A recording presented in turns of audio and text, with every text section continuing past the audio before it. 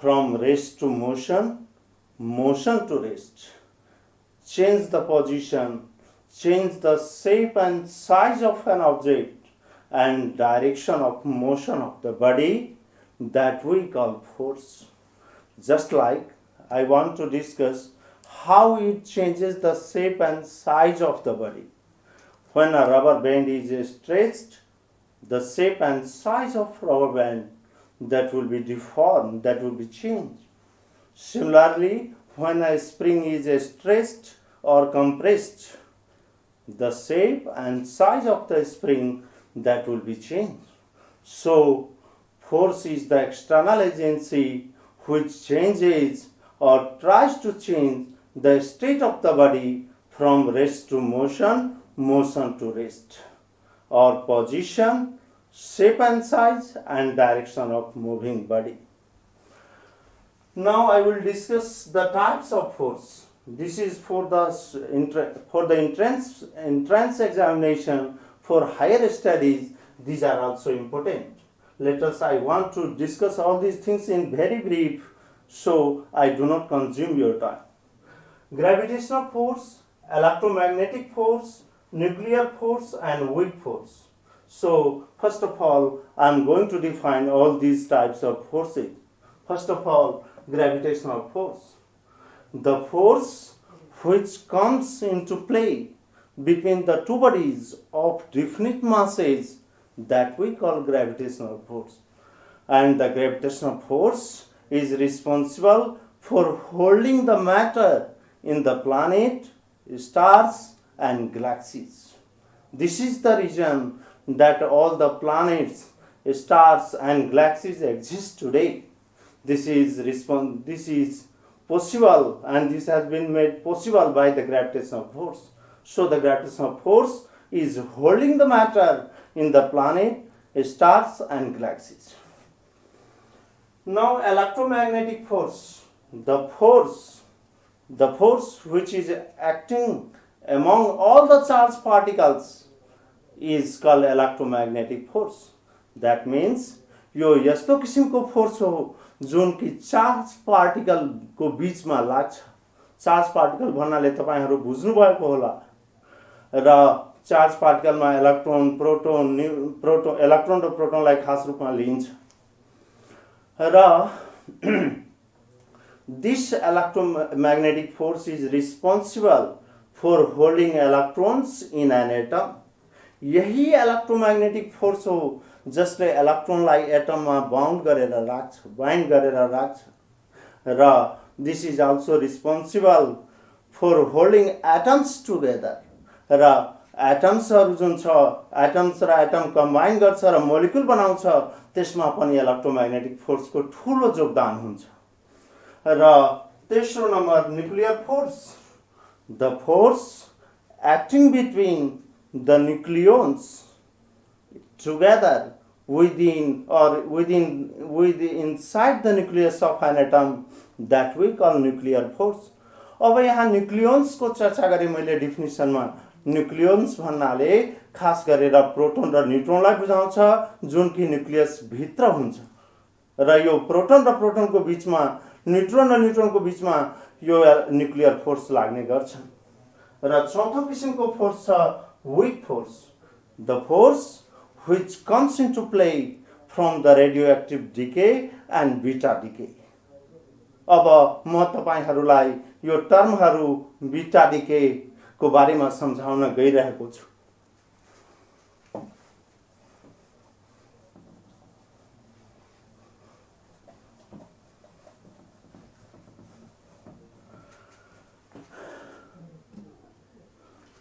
Beta negative decay. Beta negative डिकेमा के हुन्छ र बीटा पोजिटिभ डिकेमा के हुन्छ? के हुन्छ भने neutron can change itself into proton and simultaneously emit an electron and a particle called antineutrino.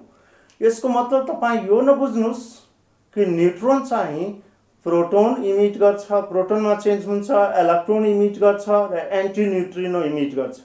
यसको मतलब यो छैन कि न्यूट्रोन चाहिँ प्रोटोन, इलेक्ट्रोन र एन्टी न्यूट्रिनोबाट बनेको छ। यसले इलेक्ट्रोन इमिट गर्छ र न्यूट्रोन प्रोटोनमा चेन्ज हुन्छ, आफूलाई चेन्ज गर्छ र एन्टी न्यूट्रिनो पनि इमिट गर्छ। यसलाई बीटा नेगेटिभ डिके भनिन्छ र बीटा पोजिटिभ डिकेमा the proton can change itself into neutron and emit proton, positron and neutrino, a particle called neutrino.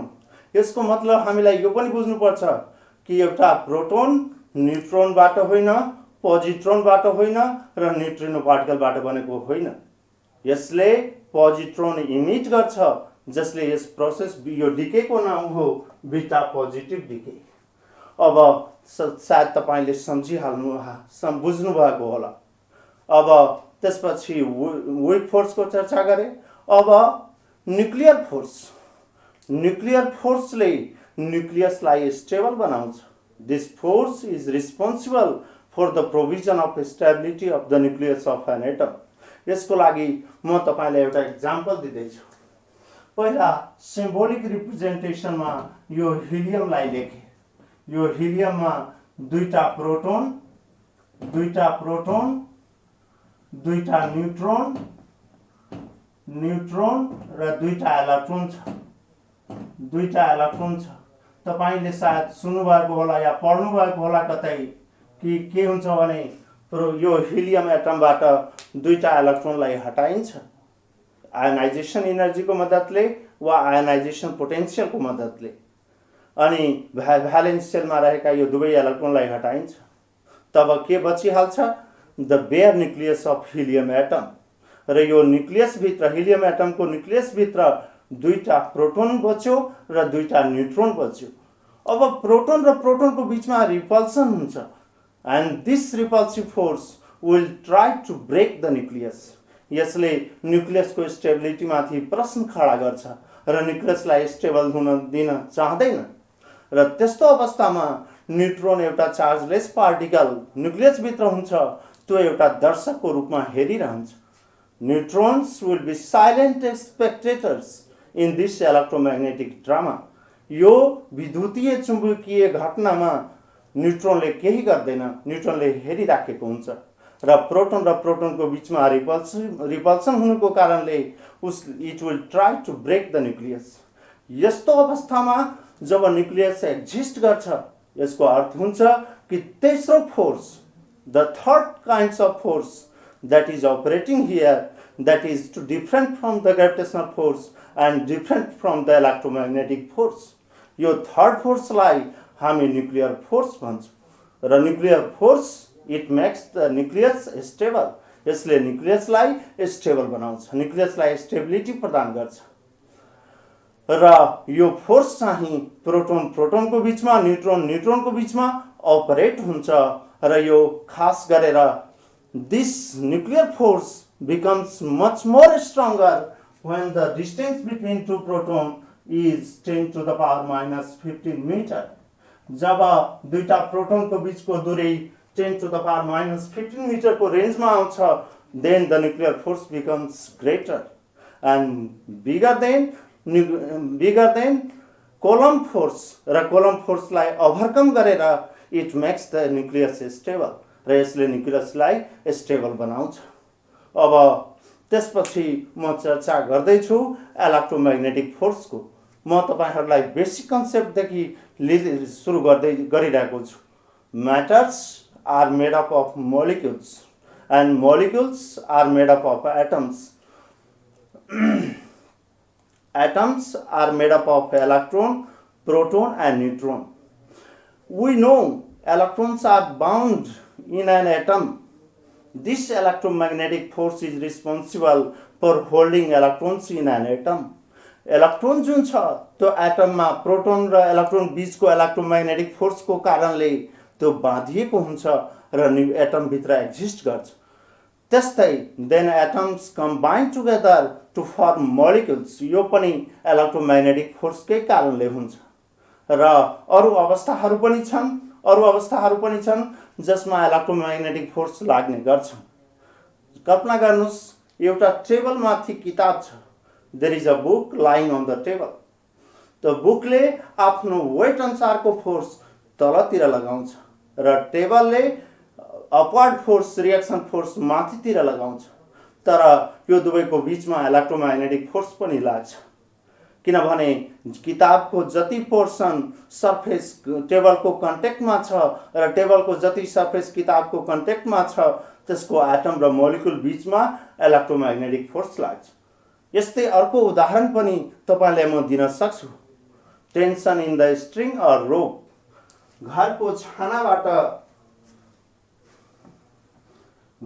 छानाबाट कुनै रोप लिएर रोपको तलको एन्डमा हेभी ब्लकलाई अट्याच गरिदिए।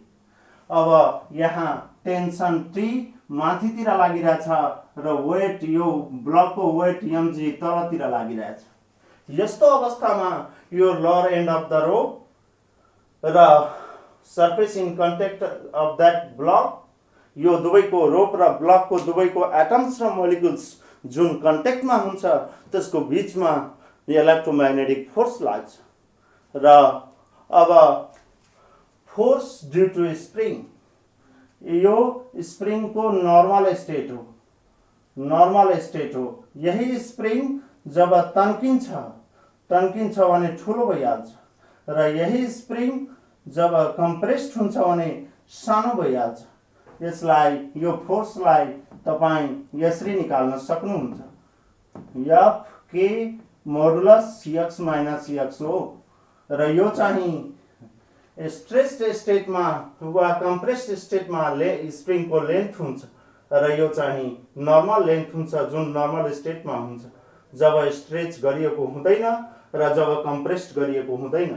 र F becomes equal to K into delta x र यो डेल्टा x चाहिँ change in the length of spring हो र के चाहिँ स्प्रिङ कन्स्टेन्ट हो। तपाईले सायद अहिले बुझ्नु भएको होला कि इलेक्ट्रोम्याग्नेटिक फोर्स अरू बेलामा पनि लाग्ने गर्छ। जस्तै तीनवटा उदाहरण मैले दिइराखेको छु। A book is lying on the table, tension in the rope or string and force due to spring. अब तपाईलाई म चर्चा गर्दैछु effects of gravitation or gravitational force. तपाईले सुन्नुभएको होला, पढ्नुभएको होला। The motion of satellite around the planet, यो पनि ग्रेभिटेशनल फोर्सकै कारणले सम्भव भएको छ। Tides occur in the seas or ocean, यो पनि सायद तपाईलाई थाहा छ किनभने समुद्रमा ज्वारभाटा आउने गर्छन्। And this sea tides occurs due to the force of gravitation between the water of ocean and the sun and moon. र तेस्रो एक्जाम्पल इफेक्ट्स अफ ग्रेभिटेसनमा existence of the solar system due to the force of gravitation between the sun and all the planets including earth. र तपाईं सायद effects of gravitation र consequences of gravitation सुन्नुभएको होला या पढ्नुभएको होला। अब म न्यूटन्स युनिभर्सल अफ ग्रेभिटेसन को बारेमा चर्चा गर्दैछु।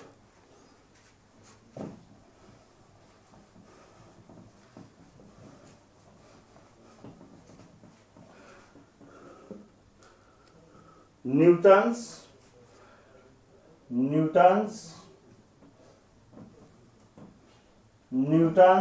लॉ ऑफ ग्रेभिटेशन सायद तपाईले कहिले विचार गर्नुभएको होला या कहिले अगाडि सोच्नु भएको होला कि न्यूटन्स लज अफ मोसनलाई युनिभर्सल लज अफ मोसन भनिदैन, तर न्यूटन्स लज अफ ग्रेभिटेसनलाई युनिभर्सल ल अफ ग्रेभिटेसन भनिन्छ। सायद किन यस्तो भएको छ, किनभने न्यूटन्स लज अफ ग्रेभिटेसनलाई युनिभर्सल ल अफ ग्रेभिटेसन भनिन्छ किनभने it was valid yesterday, it is valid today, and it will remain valid tomorrow. That's why Newton's laws of gravitation is also called universal of gravitation. म तपाईलाई केही यसको historical background planetary motion को बारेमा भन्दैछु। यो स्टार्ट गर्नुभन्दा पहिला म प्लानेटरी मोसन को बारेमा केही कुरा चर्चा गर्दैछु। यो 5th सेन्चुरी को कुरा हो। तपाईले नाम पक्कै सुन्नुभएको होला। एउटा इन्डियन एस्ट्रोनोमर इन्डियन म्याथमेटिसियन आर्यभट्टको नाम सुन्नुभएको होला। उहाँले सबभन्दा पहिला हेलियोसेन्ट्रिक थ्योरीको बारेमा सङ्केत दिनुभएको थियो। हेलियोसेन्ट्रिक थ्योरी के हो? The sun is at the center and all the planets including earth are revolving around the sun. यसैलाई हेलियोसेन्ट्रिक थ्योरी भनिन्छ र यो हेलियोसेन्ट्रिक थ्योरीको मोडेललाई हेलियोसेन्ट्रिक मोडेल भनिन्छ। र त्यसपछि यो कुरा सेलाउँदै गयो। त्यसपछि लाइटमा आयो जियोसेन्ट्रिक थ्योरी। जियोसेन्ट्रिक थ्योरीको आधारमा पृथ्वी चाहिँ केन्द्रमा छ र सबै प्लानेट र इन्क्लुडिङ सन सबै चाहिँ पृथ्वीको चारैतिर परिक्रमा गरिरहेछ। यसलाई जियोसेन्ट्रिक थ्योरी भनियो र यो मोडेललाई जियोसेन्ट्रिक मोडेल भनियो। त्यसपछि फेरि हेलियोसेन्ट्रिक थ्योरी कन्सेप्ट आयो र हेलियोसेन्ट्रिक मोडेल कन्सेप्ट आयो and this is still it is existing now and this is approve by the various many scientist. त्यसपछि हेलियोसेन्ट्रिक थ्योरी अनुसार all the planets are revolving around the sun and planets are revolving around the sun due to force of gravitation between the planets and the sun, जसको कारणले यो solar सिस्टमको existence सम्भव भयो। र तब 1546 देखि 1601 बाँच्नु भएको एउटा फेमस साइन्टिस्ट टाइको ब्राहेको नाम सुन्नुभएको होला।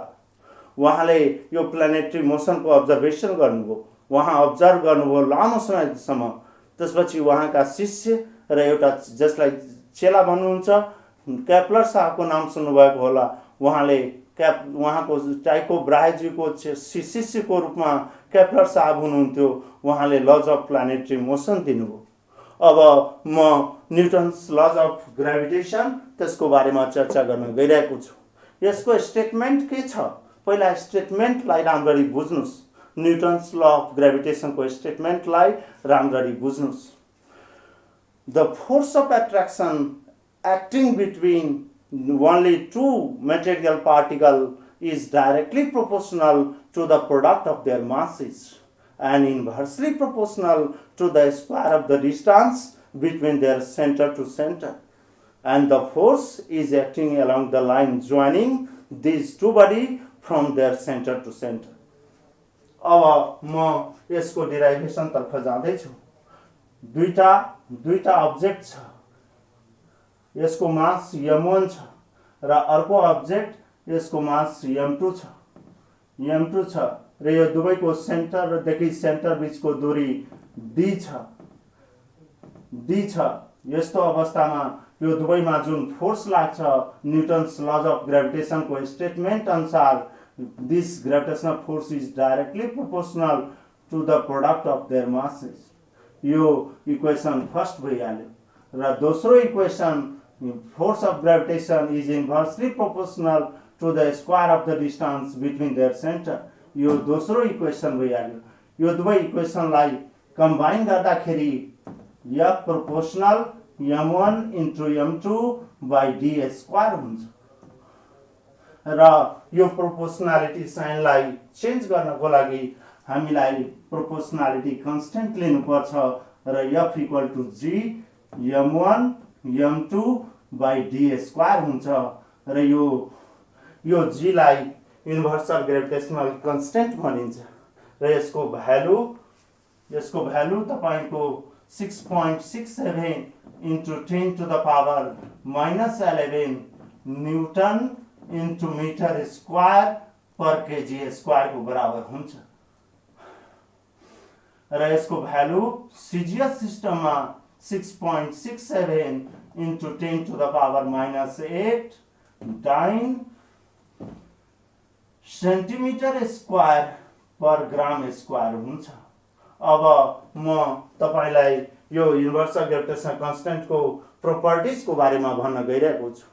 यो जी प्रोपोर्सनालिटी कन्स्टेन्ट हो र यो चाहिँ एउटा स्केलर क्वान्टिटी हो। It is a scalar quantity. It's value is same everywhere. तपाई जहाँ सुकै जानु जी को भ्यालु सेम हुन्छ, कन्स्टेन्ट हुन्छ र जी को value is the value of G is not affected by temperature and pressure. न त टेम्परेचरबाट प्रभावित हुन्छ, न त प्रेसरबाट प्रभावित हुन्छ, न त यो m1 र m2 को कम्पोजिसनबाट प्रभावित हुन्छ, न त यसको बीचमा रहेको मिडियमबाट प्रभावित हुन्छ। त्यसैले यसलाई युनिभर्सल ग्रेभिटेसनल कन्स्टेन्ट भनिन्छ। यो g लाई युनिभर्सल ग्रेभिटेसनल कन्स्टेन्ट भनिन्छ। अब म तपाईलाई यो डेफिनिसन अफ g को बारेमा भन्न गइरहेको छु। यदि m1 बराबर m2 छ र यसको यो इक्वल छ 1 kg को र d इक्वल टु 1 मिटर छ भने यो भ्यालुलाई पुट गर्दाखेरि f equal to capital G into 1 by 1 को स्क्वायर हुन्छ र ultimately f equal to G को बराबर हुन्छ। अब यो सन्दर्भमा म युनिभर्सल ग्रेभिटेसन कन्स्टेन्टलाई डिफाइन गर्न गइरहेको छु। हेर्नुस्, universal gravitation constant is equal to the force of gravitation। यो कुन अवस्थामा? जब दुईटा वस्तुको मास 1 kg छ र दुवैको बीचको दूरी 1 मिटर छ, तब force of gravitation becomes equal to universal gravitational constant। अब म यसलाई यसरी डिफाइन गर्न सकिन्छ।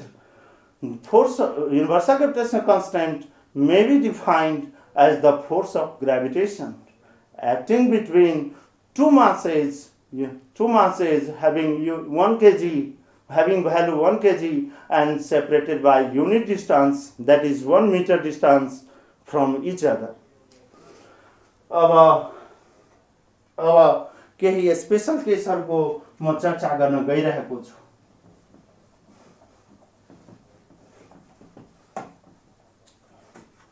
यो पहिलो केस हो जसमा तपाई ध्यान दिएर सुन्नुस्। यो एक्जाममा परीक्षामा पनि सोध्ने गरिन्छ। when both masses are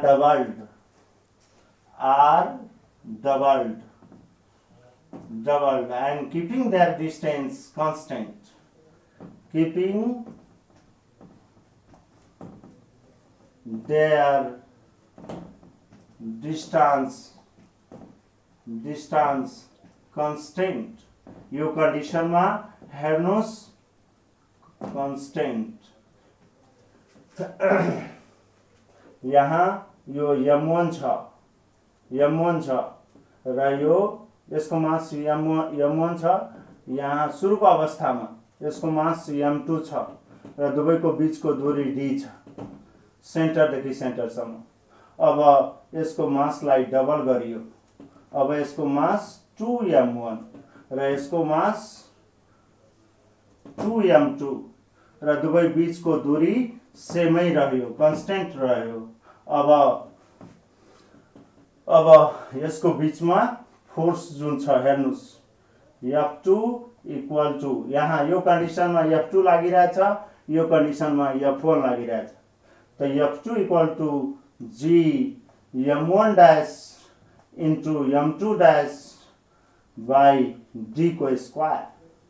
यो जुन छ m1 डैश को बराबर छ र यो जुन छ m2 डैश को बराबर छ।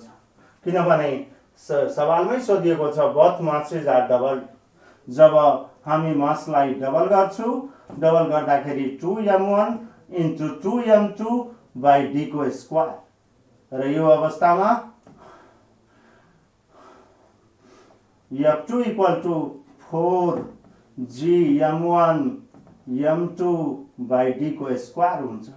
साथ तपाईले यो कन्डिसनमा निकाल्दाखेरि F1 equal to g m1 m2 by d square आउँछ।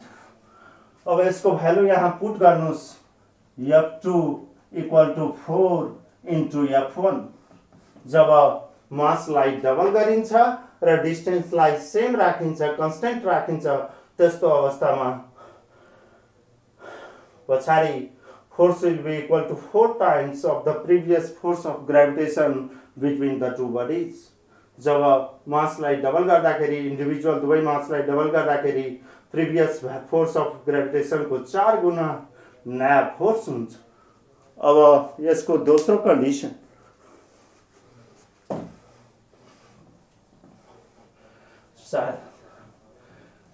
सायद तपाईले सायद अर्को एक्जाम्पल पनि यसै प्रकारले बुझ्न सक्नुहुन्छ म आशा राख्छु। दोस्रो केस सेकेन्डमा when both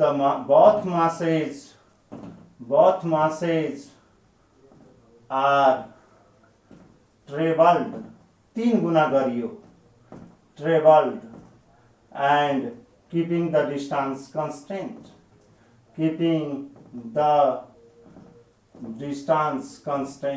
दुवैको बीचको दूरीलाई सेम राखियो र मासलाई 3 टाइम्स गरियो।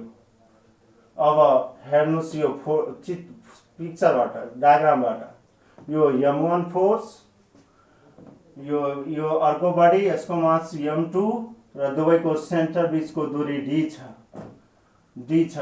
अब यसको मास 3 गुनाले बढेर गयो, 3 गुनाले 3m1 र यो चाहिँ 3m2 र दुवैको बीचको दूरी सेन्टर बीचको दूरी d छ।